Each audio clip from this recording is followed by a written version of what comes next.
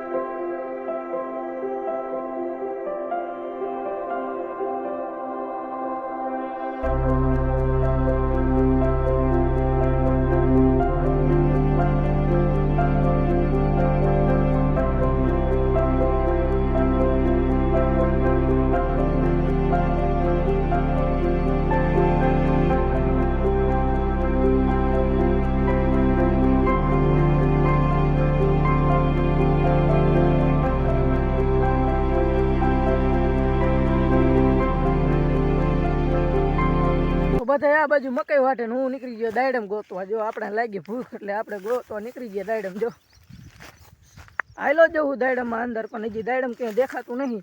પેલા બહારથી જોયું પણ ક્યાંય દેખાડું નહીં, એટલે મેં કીધું હાલો જવું અંદર, પણ હજી ક્યાંય છે નહીં। જો દાયડમ દેખાતું નહીં, મેં કીધું હરવે હાલો જવું, હાલો ગોતતું થોડોક આગળ આવ્યો, એક આવ દાયડમ જડ્યું હતું, પણ જો એ પણ ડાગાવાળું નીકળ્યું। મેં કીધું આ નથી લેવું, હાલો બીજો મેં કીધું આગળ હાલો જવું, હાલો જવું આગળ। આ જગ્યાએ એક દાયડમ ચડી ગયું, જો આ જગ્યાએ એક દાયડમ ચડી ગયો। હલા હવે આપણે પાછા જઈ, જો બધા લાગે વહી ગયા, ટ્રેક્ટરનો અવાજ આવ્યો તો લાગે છે બધા વહી ગયા છે। તો હવે આપણે જો પાછા હાલ્યા જઈએ બાજુ, દાયડમ તો ચડી ગયું।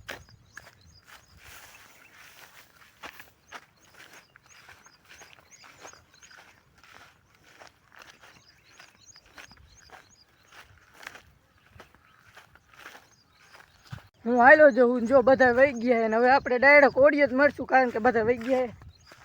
અને જો અમે આ બાજુ મકાઈ વાટતા હતા, પણ અત્યારે અહીંયા કોઈ છે નહીં, ટ્રેક્ટરે નહીં, ટ્રેક્ટરે લઈ ગયા। હું આમ ડાયડમ લેવા ગયો ને તો આ બધા વહી ગયા। જો અહીંયા મકાઈ વાટતા હતા, પણ ટ્રેક્ટર લઈને વહી ગયા।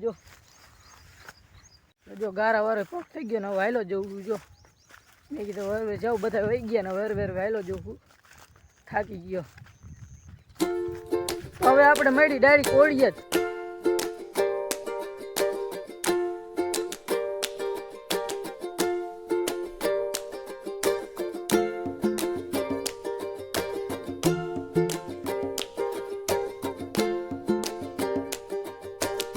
મકાઈ વાટીને બધા આવ્યા હતા, એટલે હવે થાકી ગયો ને પછી નાહી ધોઈને ફ્રેશ થઈને હવે અમે જઈએ ડેમના કાંઠે।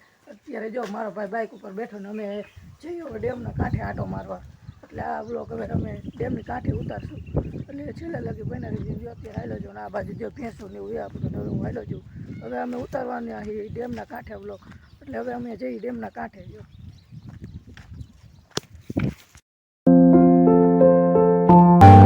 અમે ડેમના કાંઠે પહોંચી ગયા બે ભાઈ, અને જો ઓલો ઉલકો રહે હું આ બાજુ ઊભો જો, અને આનો નજારો કેવો છે, જો આ બાજુ ડેમ છે જો, અને આનો નજારો કેવો છે જો। અને પક્ષીઓ ઘણા બધા છે, દેકારો બહુ થાય, પક્ષીઓ બધા દેકારો કરે ને જો આ બાજુ પાણી છે। ને અત્યારે જો હું જે હાલો છું આ બાજુ પાણી છે, પક્ષીઓ, એટલે અત્યારે પહેલાં હું તમને આનો નજારો દેખાડું કે નજારો કેવો મસ્તી કાન, ઘણા બધા પક્ષીઓ હોય તો એ બધું દેખાડું તમને।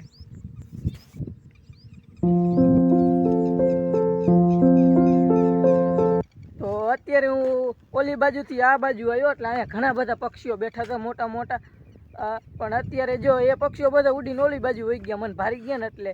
તો જો અત્યારે અડધા પક્ષીઓ અહીં બેઠા છે, પણ એ અહીં પડખે નથી આવતા, કારણ કે હું આ બાજુ વ્લોગ ઉતારું ને એટલે મારો અવાજ આવે ને એટલે આ બાજુ ન આવતા, આઘા ફરે છે પાણીની અંદર। અને હા કે તમને આ વ્લોગ ગમ્યો હોય ને તો પ્લીઝ વ્લોગને પૂરો જોઈજો અને વિડીયોને લાઇક, ચેનલને સબસ્ક્રાઈબ અને બેલ આઇકનને ઓલ કરવાનું ભૂલતા નહીં. તો આપણે મળી બીજા વ્લોગની અંદર. તો બધાને બાય બાય ને જય શ્રી કૃષ્ણ.